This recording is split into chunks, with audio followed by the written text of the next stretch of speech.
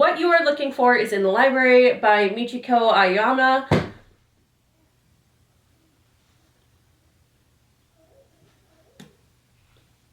My chair just broke. Hey, hi, hello, and all that good stuff. I don't even remember how to start my own videos. It's been so long. I'm back in a different space. I'm still living in the same house. I'm just in a different space. I have like this little upstairs room that I'm calling a studio. I have backdrops. This is obviously not a real brick wall. But I've got backdrops. I've got some lighting. The lighting situation isn't spectacular at the moment, which is why there's still a lot of glare on my glasses, and we're just kind of figuring it out because it's been so long since I filmed it. I don't know what I'm doing anymore. And we're going to talk about my January TBR, which is massive. So we're probably going to kind of speed round this. Now, first off, I want to start by saying there's basically no way I'm actually going to read all of these. Some of these I do have to read. They're for tours, they're for reviews, they're for different things. Some of these I might read part. There's 27 books here, okay? We all know that there's basically no way I'm reading that. But we're going to talk about all of them. So I actually put together a Goodreads list of this entire TBR. If you want to check out any of these books, that list will be linked down below, and you can go check them out, add them to your want to read shelves, all that good stuff. So they're easily findable. I do have a bit of an order I'm going to kind of do these in. We're going to start with book clubs and read-alongs, then we're going to move on to book tours, and then other stuff. So starting with book clubs, we have Stuff Celine Reads, which my friend Celine hosts. She's got a whole Discord for it. I will link her Instagram. In January, the book that everyone voted on is What You Are Looking For Is in the Library by Michiko Ayama. So I don't actually know a lot about this. I know it's got a very cute cover, it's got books, it's got a cat, it's bookish themed, and it's said to be for people who are fans of the Before the Coffee Gets Cold series, which is one of my probably favorite series. I adore those books. So I'm really excited to get to this one. I think it's about like a librarian who kind of just knows what books people need that will change their lives. I don't know. You know what? I don't really know. But I'm excited to get to this. Then we have Throne of Glass by Sarah J. Maas. I will finally be reading this. We'll see if I like it. I have my reservations, but we'll see. I am a co-host on the Mass for Trash Along. I will be on at least some of the live shows discussing some of the books and what I think of them upon reread, if I still really like them, blah, blah, blah. And this series, I just haven't read it all yet. And I'm concerned I'm not going to like it. I'm really concerned I'm not going to like it. But we're going to try. So I will link Chloe's video on that as well. And yeah, I'm really hoping this doesn't suck. That's all I've got to say about that. Next up, we have Lana M's Gothic Along, which is reading all of Sylvia Moreno Garcia's books, and this month is Untamed Shore, which I'm glad for because I think this one seems shorter. I actually don't know anything about this one whatsoever. Not a drop. I've never read the synopsis for this one. So I'll be going into this blind. If you've read this one, let me know. Did you like it? Cause I don't know. I got nothing. I'm just gonna go in blind. I don't want to know anything. I'm just going in. We'll see what it's like. I like some Sylvia Moreno Garcia. I did really enjoy Mexican Gothic, although not as much as a lot of other people did. And so, I don't know. I don't know. You know? Yeah. Then we have two more from Chloe, because apparently Chloe just decides my TBR now. But we have Chloe's Crime Scene Corner, which is her true crime / thriller, horror, mystery, whatever, book club. I don't like true crime personally, so I don't usually read those ones. But this month is a thriller, The Sanatorium by Sarah Pierce. I'm gonna give this a go. I have heard very mixed things about it, but I'm interested. And I like to read some thrillers during the month, so we'll see what I think of that one. Then we have Chloe's Patreon read, which was actually one I suggested, I believe. I'm pretty sure it's the one I suggested and it's the one I voted for, and that is Guild by Raven Kennedy. I have read this before, I really enjoyed it, but I need to continue the series, and I don't remember really anything about this. So I'm gonna reread it, see if I still really enjoy it, and then maybe read the rest of the series this year, but who knows, because I'm not very good at that. So moving on. Then we have book tours and street teams. I have a million of these reads, as I do every month. So first up, I have Finding Imogene by Terry Case. The tagline is, how far would you go for your family? And this one sounds interesting. I've been kind of enjoying these domestic family themed thrillers lately. I liked them a lot in the past, then I got kind of sick of them, and I kind of feel like I'm getting back into enjoying them, so I'm hoping I really enjoy this one. My cover got a little bit bent because my child got a hold of it, but I'm still really excited that they sent me a physical copy. It's a little chunkier than I had thought, but that's okay. This is basically about a woman who, her best friend disappears when she's younger. Apparently her father had something to do with this. We don't know what. She is older now. I think it says she's 43. Oh no, she's a lot older than 43. After 43 years of remission, her cancer returns with a vengeance, and she basically wants to solve the disappearance of her friend, and so she ropes her daughter into this, and they try to figure it out. Stuff, family, things, drama. I'm interested to see what this one is like. I think it could be really good. Maybe have like little fires everywhere kind of vibes, maybe like Gone Girl kind of vibes. I don't know, we'll see. So we have a romance that I'm really excited to get to, and that is Hannah Tate Beyond Repair by Laura Piper Lee. It's got a cute cover, the cartoony romance cover that's really popular right now. This just sounds cute. It sounds a little bit Tessa Bailey-ish, although I don't actually really like Tessa Bailey's books, but I like the idea of Tessa Bailey books. So we'll see if this one is good. This is about a woman who thinks her fiance is going to propose. She has a new baby, she's all excited, and then it turns out that that is not happening. And they end up breaking up. And she moves into her mother's old home, old cabin place, and starts renovating it because selling it could solve a lot of problems. And she gets this guy who lives in the area in on it with her. He's a carpenter, and so they're working on it together, and obviously then she starts to fall in love. There's the single mom vibes, there's the it's like an HGTV show and a romance.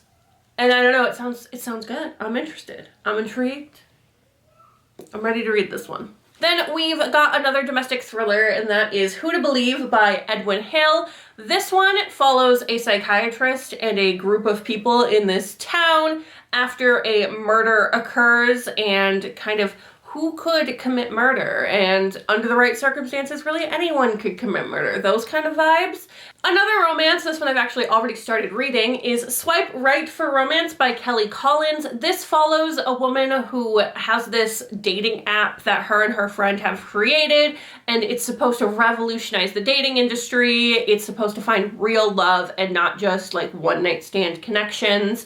They enter this great app challenge competition, and this man who is tech company mogul, a rich dude guy, he is kind of in charge of the competition and ends up meeting her under different circumstances, and they're like fake dating, and she's in the challenge, and he doesn't like love and she does like love, and then they fall in love, you know, that kind of deal. It's actually really cute. I'm really enjoying it. It's a good time so far, and I think I'm going to really like reading this one as a whole. Now for something completely different. A middle grade. I do like to read middle grades. I don't read them as often as I would like, but this is what I'm doing a book tour for, and this is The World Famous 9 by Ben Gooderson. He wrote the Winter House series. I'm not huge into mysteries, so Green Glass House I ended up putting down last year just because I wasn't in the mood for that kind of thing at the time. But I did like the writing and kind of the whimsy and style of it, so I'm really excited to read something else by this author. I think this one will be more my vibe, and I like the cute cover. I like the vibes this gives off. This one is also kind of a mystery, but it's more of a fantastical mystery about this 19-story skyscraper called the 9, and it's got a Ferris wheel on it. It's got all these fantastical things, and apparently something evil is looming inside of this place, and this boy and his friend have to solve the mystery and save the day, and it sounds really fun. I'm really excited for this one. Another middle grade I'm actually doing a tour for this month is The Songbird and the Rambutan Tree. This one has a gorgeous cover, which is originally what drew me in. I requested this one quite a while ago, and I don't remember the synopsis very well at this point, but I do know it's more along the emotional lines for a middle grade, and I'm really excited to kind of dive into this one and get a review up for it. Then we have Courting War by Hazel St. Louis. This is another one that it's got that cover that's trendy right now, and it's got those trendy vibes for the fantasy kind of romance, darker-esque everything. I'm really excited to read this one. I think it could be a really good time, and I kind of saw it around. It was around, and I knew that I wanted to read it, and so I got approved for the tour for it, and here we are. I'm gonna read it. Then we have Secrets and Shadows. This one is kind of like dark academia thriller-y vibes. I'm sorry, I know I'm not doing a very good job of explaining any of these books, but these ones I don't have on me. I was going to read synopsises off my phone, but my phone is very broken and I just was not getting it to stay charged. So here we are. This is another one I'm doing a tour for, another one I'm excited for, another one that has a good cover, and you'll hear more about it when I get reviews up for it later in the month. Then we have The Star and the Strange Moon by Constance Sayers. This one said gothic, and it's by Constance Sayers, who I do like as an author. I actually have only read part of one of her books because it was during the time last year when things were a mess, and I didn't finish any books I was reading, but I really liked the writing in it, and this one says it's gothic, and I want this. I want to read this. I need this in my life. That's all I can say. I'm excited for this one, and I think I'm gonna start this one right away in January. Then we have The 7-Month Itch. This one is a romance. I think it's a second chance romance, and it's basically about a woman who goes on a retreat and then runs into an old flame kind of situation, and then they're stuck together.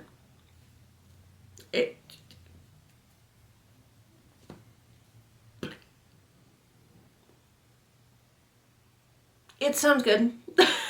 I'm so sorry that I'm like this.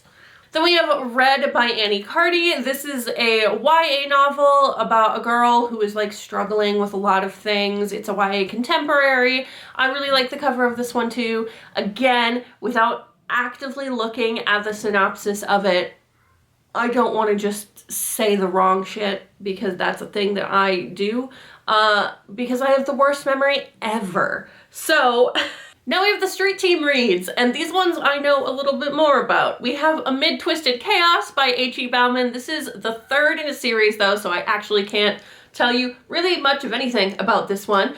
But I love this series. I just read Into Whispering Shadows, which was the second book, and it's so good. Under Darkened Skies is the first book, and I suggest if you want a fantasy that feels a little cozy to start, but doesn't stay that way, with a slow burn romance and just a cinnamon roll of fluffy characters, interesting world, a great magic system, some found family, some real family, just everything. It's everything.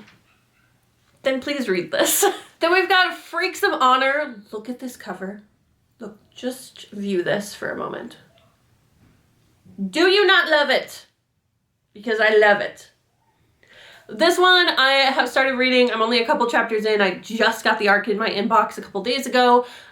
It's so good so far. It's D&D vibes. It's high fantasy, but easier to understand. So it's got the high fantasy vibes and the high fantasy type world, but it's much easier to kind of digest than a lot of high fantasies. I'm really enjoying it so far. The characters are fantastic. It's got neurodivergence rep, which I'm so excited to dive into as somebody who is neurodivergent. So one that is out now when this video will be up is Sunshine Kisses by Kelly L. Clark. Kelly is a friend of mine, so I might be a little biased. but I love this damn book. Okay? You want spicy romance, but cute, but sweet, but all of the wonderful vibes and just good times, and good girl, and so much pining, and just best friends to lovers. Look, to be honest, these are not my usual tropes. I'm not usually a friends to lovers girly. I'm not usually down for that kind of thing. I need the tension and the angst and the angry times. But this has tension and angst and spice, and it's so good, okay? It's so good.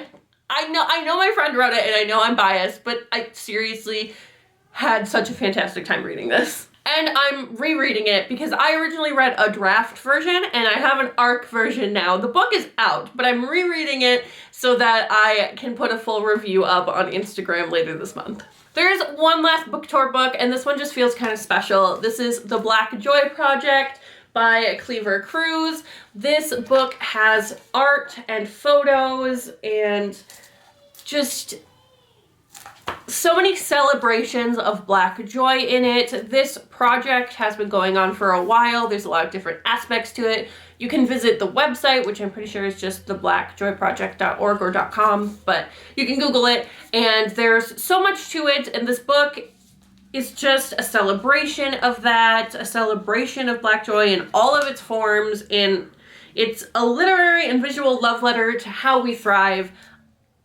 I'm really enjoying this so far. I've read one chapter. I'm kind of taking my time with it, just really absorbing it, and it's really fantastic. I think I'm going to add this into my children's homeschool curriculum when they're older, because it's just fantastic. I don't know what else to say. It's fantastic. And considering that a lot of novels I find when looking for diverse reads, specifically Black reads, tend to focus on Black suffering or Black tragedy, I just thought that this was a really fantastic idea to celebrate Black joy and to put the focus on that. I'm really excited to finish reading it.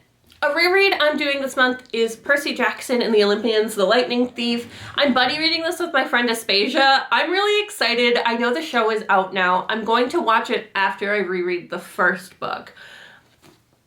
I'm so excited. I haven't read these since they first came out, I think when I was in middle school. So getting to reread them now and hopefully still love them is really exciting. I also never read any of the series that came after. I know there was like the Trials of Apollo series, the maybe like Gods of Olympus series, and there's a new series now that just came out. I never read any of that, so I'm really excited to go through and read all of these and maybe then read all of those.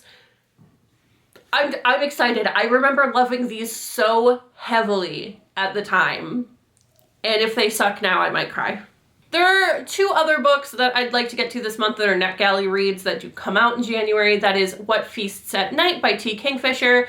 I read What Moves the Dead, which is the first in this series, a few months ago, I believe, and I enjoyed it. I thought it was really interesting. It was a retelling of the House of Usher, which I don't actually know that story very well. I've heard that some people don't like What Moves the Dead because it is pretty close to the original story, and I don't know the original story, so that might be why I really enjoyed it so much.